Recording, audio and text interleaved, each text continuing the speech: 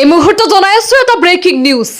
নিচাজাতীয় সামগ্ৰী ড্ৰাগছৰ বিৰুদ্ধে ৰূপহীহাট আৰক্ষীৰ দৈনিক অভিযান তীব্ৰতৰ হৈছে।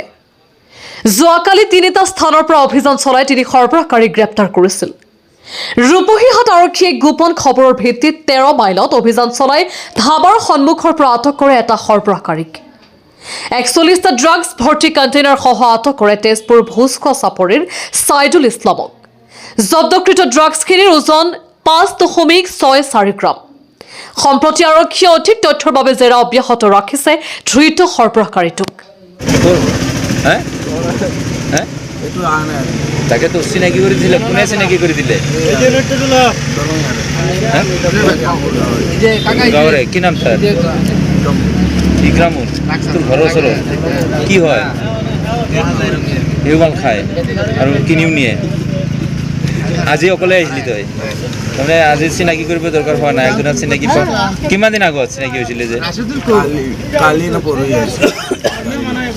আহি মাল নিয়া নাই? ইমান দূৰৰ পৰা গাড়ী ভাড়া সি লৈছে আৰু তোক চিনাকি কৰি দিলে। সি কিমানটা নিলে? নিছে। তোৰ নাম কি? হা? চাইদুল।